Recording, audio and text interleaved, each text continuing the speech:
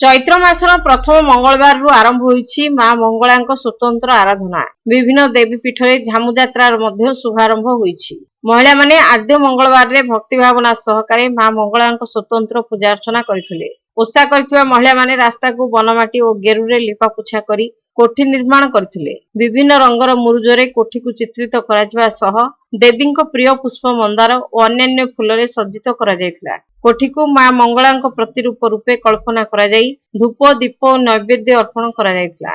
मंगलवार ओषा करथिबा महिला माने कोठी निकटरे दीप धूप देवा सह भोग बाढ़िथिले। झुणा धूपर महक पूजा स्थल रे सृष्टि करथिला दिव्य परिवेश।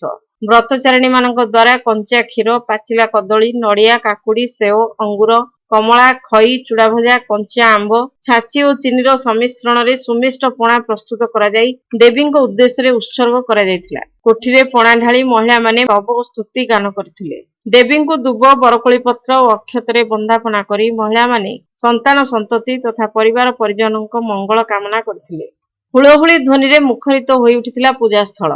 पूजा परे महिला माने पणा प्रसाद सेवन करने सह साई पड़िशा लोकंकु बंटन करथिले। चैत्र मासर प्रथम मंगलवार रे व्रतचारिणी माने विभिन्न मंदिर को जाई देवी दर्शन और आराधना करथिले। सहर रे थिबा ठाकुराणी मंदिर मानकरे भक्तंक समागम वृद्धि पाइथिला। अनेक भक्त श्रीमंदिर बेढ़ा स्थित बटमंगला विमला भुवनेश्वरी शीतला बेढ़ाकाली और महालक्ष्मी को दर्शन करथिले। सहरर प्रमुख शक्तिपीठ दक्षिणकाली गछकाली श्यामाकाली रामचंडी बुढ़ीमा झाड़ेश्वरी और मरीची ठाकुराणी आदि मंदिर रे स्वतंत्र पूजा अर्चना और पणा भोग करा जायथिला।